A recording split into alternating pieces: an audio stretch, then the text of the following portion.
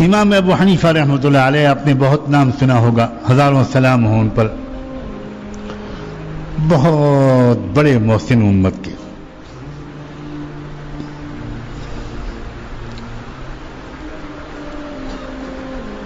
رات میں معمول بنا لیا تھا انہوں نے، پوری رات اکثر عبادت کرتے تھے، عجیب ہمت تھی اور اللہ سے تعلق تھا۔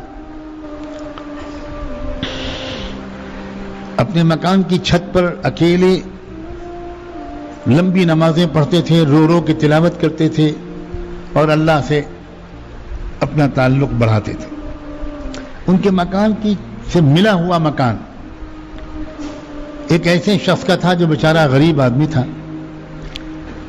اور موچی تھا۔ موچی سمجھتے ہیں؟ جوتوں کی مرمت کرنے کا کاروبار تھا، بیچارے کا چھوٹا موٹا کام تھا۔ تو روز کماتا تھا، کچھ پیسے ملتے تھے اس کو۔ اب وہ بھی بیچارہ کچھ عادی ہو گیا تھا نشے کا، تو چوری چھپے اس دور میں بھی کہیں نہ کہیں شراب مل جاتی تھی، تو وہ اسی پیسوں سے شراب خریدتا تھا، اور دن میں تو بیچارہ اپنا پیشہ کرتا تھا، کام کرتا تھا، رات میں شراب کے نشے میں دھت ہو کر کچھ گیت گاتا تھا، گانے گاتا تھا، اشعار پڑھتا تھا، جب تک نیند نہ آئے ایسی ہی حرکتیں کرتا رہتا۔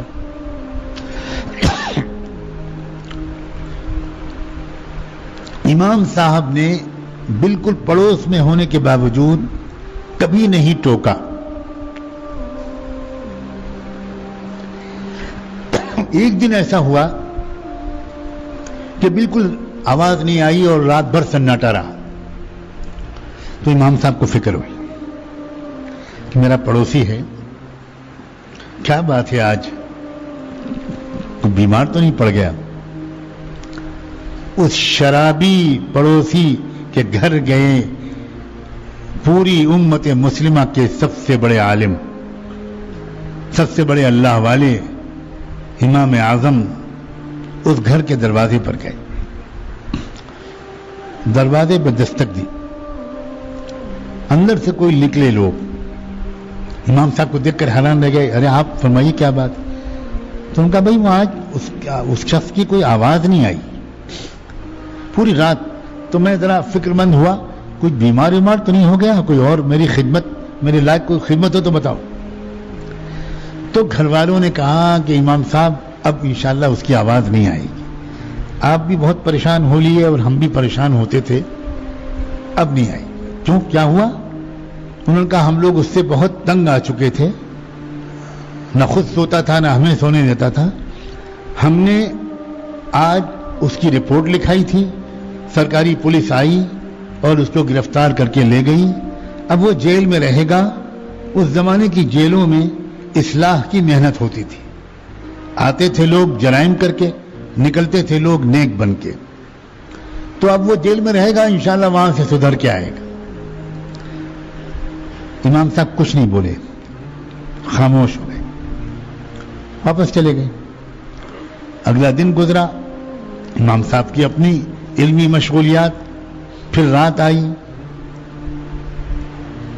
اب اگلی رات میں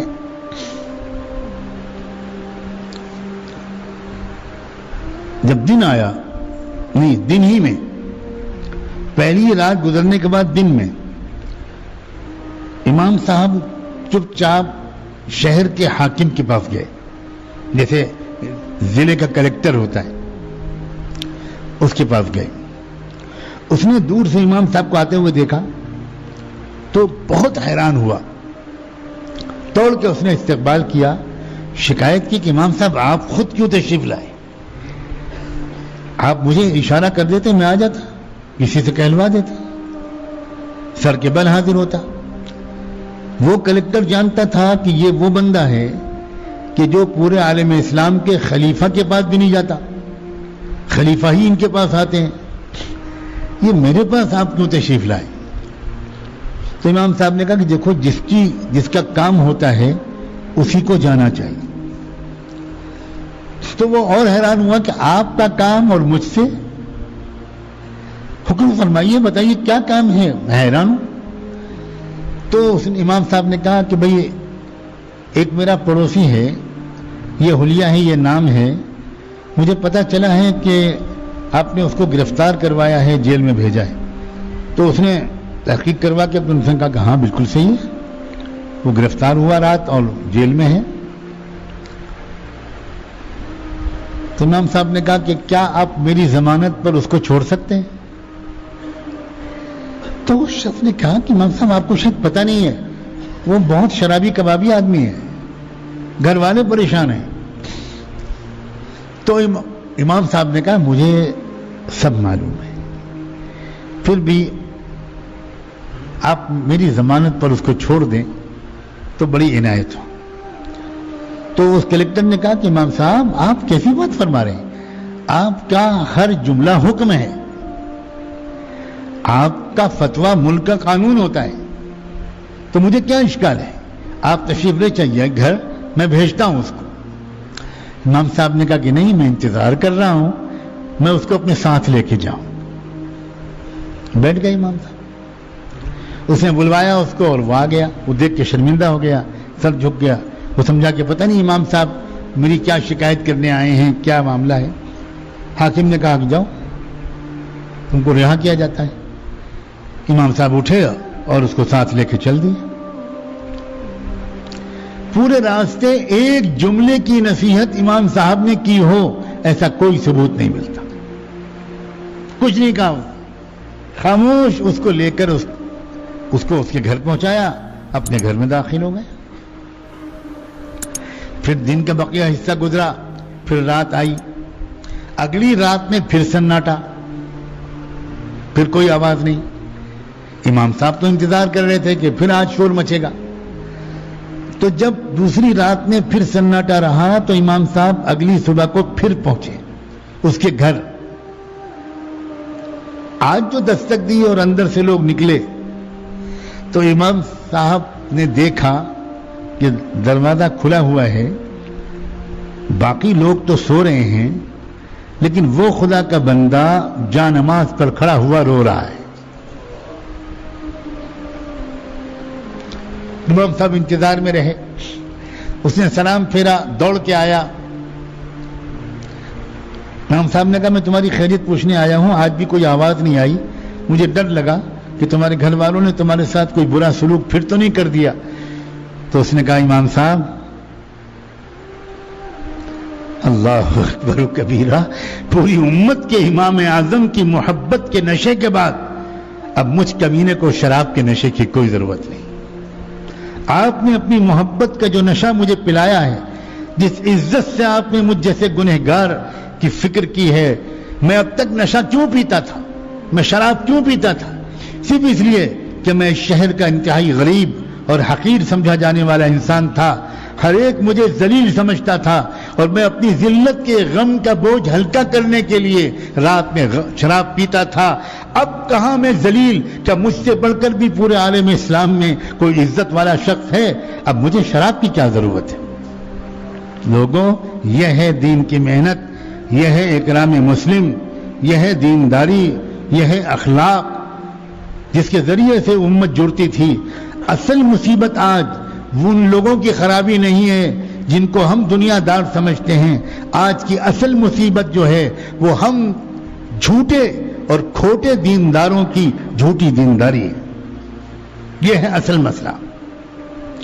اور یہ جب تک ہم کسی اللہ والے کے حوالے اپنے آپ کو نہیں کریں گے، اپنے آپ کو نہیں مٹائیں گے، نئے سرے سے دین کو نہیں سیکھیں گے، ہم کسی کے شاگرد نہیں بنیں گے، ہم اپنا تکبر نہیں چھوڑیں گے، جب تک ہم واقعی کسی دل والے سے اپنے دل کی اصلاح نہیں کرائیں گے، تب تک حقیقی اور مکمل دینداری نہیں آ سکتی، اور تب تک وہی جھوٹی والی دینداری، وہی ادھوری دینداری جس کے ذوق میں ہم پھنسے ہوئے ہیں اور جس کی وجہ سے ہماری ترقی نہیں ہو پا رہی، تب تک ہم اسی میں لگے رہیں گے۔ دعا ہے کہ رمضان مبارک کے عشر اخیرہ کی ان راتوں کی برکت سے اللہ تبارک و تعالی اپنے کرم سے ہمیں اس جھوٹی دینداری سے سچی توبہ عطا فرمائے۔ گناہوں سے توبہ کر چکے، اب جھوٹی دینداری سے توبہ کرو،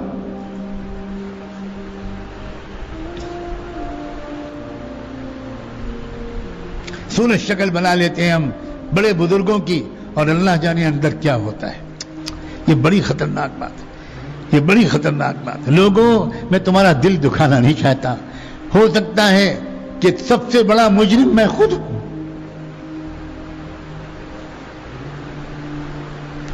اصلی دینداری جس میں تواضع، سخاوت، ایثار، ہمدردی، والدین کی خدمت، یہ ہے دینداری۔ کیا کبھی کسی کو یہ توفیق ہوتی ہے کہ رات میں سوتے وقت وہ اپنے ابو جی کے پاس جائے، اپنی امی کے پاس جائے، امی ذرا سر میں تیل لگانے آیا ہوں، آپ کے سر میں تیل لگا دوں، آپ کے میں پیر دبا دوں، امی آپ نے بڑی مشکل سے ہم لوگوں کو پالا ہے، امی دن بھر آپ ہمیں ہمارے کاموں میں لگی رہتی ہیں، ذرا سا سر دبوا لیجئے، ذرا سا مجھے خدمت کا موقع دے دیجئے۔ ماں ہزاروں سلام اس کی محبت پر، نہیں بیٹا بیٹا تم اپنے کمرے میں جاؤ، بہو تمہارا انتظار کر رہی ہے۔ عجیب بات ہے، کیا ہے ماں، ہم نے ماں کی قدر کرنے کے لیے اس کا انتقال ہو جانے کی عادت ڈال لی ہے۔ ہم تب قدر کرتے ہیں جب ماں کا جنازہ گھر سے نکلتا ہے، اور تب پتہ چلتا ہے گئی، پرخلوص محبت کرنے والی ہستی گئی ہے۔ امام شافعی رحمۃ اللہ علیہ اتنے بڑے امام، جس دن امام ابو حنیفہ کا انتقال ہوا اسی دن امام شافعی پیدا ہوئے۔ زندگی بھر کا ان کا معمول تھا کہ رات میں سونے سے پہلے وہ اپنی والدہ کے پاس جاتے تھے اور اپنی ماں کا سر دبانا، سر میں تیل لگانا، خدمت کرنا، اور آخر میں چلتے چلتے ان کے پیروں کے تلوے چاٹتے تھے، اپنی زبان سے چاٹتے تھے۔ ماں کہتی تھی بیٹا یہ تم کیا کر رہے ہو، تم اتنے بڑے عالم ہو کر میرے پیر چاٹ رہے ہو، تلوے چاٹ رہے ہو۔ تو وہ کہتے تھے کہ اماں میں آپ کے تلوے نہیں چاٹ رہا، آقائے مدینہ نے یہ کہا ہے کہ جنت ماؤں کے پیروں کے نیچے ہوتی ہے، میں تو اپنی جنت چاٹ رہا ہوں، مجھے اس سے محروم نہ کیجیے۔ یہ کرو گے انشاءاللہ، یہ ہے کام کرنے کے۔ پھر دیکھنا وہ جو ماں کی دعا ملے گی تم کو، اس سے کاروبار کے دروازے بھی دروازے کھلیں گے، اس سے بیماریاں دور ہوں گی، اس سے دین اور دنیا دونوں میں ترقی ہوگی۔ عجیب مصیبت ہے، میں کیا اس بات میں بات نکلتی ہے، جن کو ہم بزرگ سمجھتے ہیں ان سے دعا کرانے کا معمول ہے، اور وہ بھی عجیب معمول ہے۔ ہر شخص ملتے ہی کہتا ہے خاص دعا کیجیے گا، خاص دعا کیجیے گا، میرے لیے خاص دعا کیجیے گا۔ اچھا بھائی عام دعا کس کے لیے کریں؟ آپ ہمارے خاص آدمی ہو، زندگی میں پہلی اور آخری بار دیکھا ہے آپ کو، اور آپ کہہ رہے خاص دعا کیجیے، کہے کے لیے خاص دعا کریں؟ کیا رشتہ ہے ہمارا آپ کا خاص؟ آج آپ سوچ رہے ہوں کہ حضرت کا موڈ کیا ہے۔ ابھی تو میں ڈنڈا لے کے نہیں آیا ہوں، اس کی بھی ضرورت ہے۔ حضرت عمر کے زمانے میں کوڑے کی ضرورت پڑ گئی تھی، تو اس زمانے میں ڈنڈے کے بغیر کام چلے گا؟ خاص دعا کیجیے گا، ارے کیا یار اچھی بات ہے۔ علماء سے پوچھو کہ کبھی صحابہ اس طرح حضور سے دعا کی درخواست کرتے تھے؟ یہ سب رسم ہے، بناوٹ ہے، بناوٹ۔ عجیب بات ہے، اپنی ماں سے کبھی دعا کی درخواست کی ہے تم نے؟ ہزار بزرگ ایک طرف اور ماں ایک طرف، اپنی ماں سے دعا کراؤ۔ یہاں سے واپس جانے کے بعد اگر معتکف ہو تو جاؤ اور سب سے پہلے اپنی ماں کے قدموں کو چومو، ماں کی دستبوسی کرو، اور ماں سے کہو کہ ہم نے آپ کا مقام نہیں پہچانا، پہلے تو معاف کر دیجئے، اور دوسری بات یہ ہے ابھی اسی وقت اپنے آنچل پھیلا کر میری ہدایت اور مغفرت کی دعا کر دیجئے۔ ماں کیا چیز ہے جانتے ہو؟ اگر بارش رکی ہوئی ہو اور تم اپنی ماں کے واسطے سے دعا مانگ دو تو میں تم کو یقین دلاتا ہوں اللہ بارش بھیج دے گا۔ ماں ایسی ہستی ہے، ہم نے اپنی ماؤں کی قدر نہیں جانی۔ یہ سب جھوٹی دینداری ہے، یہ جھوٹی دینداری کی کمیاں ہیں۔ جھوٹی دینداری والا تو ماں سے بدتمیزی سے بات کر لیتا ہے، الٹ کے جواب دے دیتا ہے، اونچی آواز میں بات کر لیتا ہے۔ دیندار ہے وہ، مسجد کی جماعت کا ذمہ دار ہے، اور ماں کا دل دکھاتا ہے. یہ جھوٹی دینداری. اللہ کرے کہ یہ بات جو آج میں نے کہی ہے یہ دل میں بیٹھے اور یہ آپ اپنی ڈائری میں نوٹ کریں, بھول نہ جائیں, اور بعد میں اپنی دینداری کو اس کی روشنی میں مکمل کریں. اللہ تعالیٰ مجھے بھی اس کی توفیق عطا فرمائے اور آپ کو بھی. آج کوئی اجتماعی دعا نہیں ہوگی, کوئی اجتماعی دعا رسم نہیں ہے. میں رسموں کے مٹانے کی کوشش کرتا ہوں.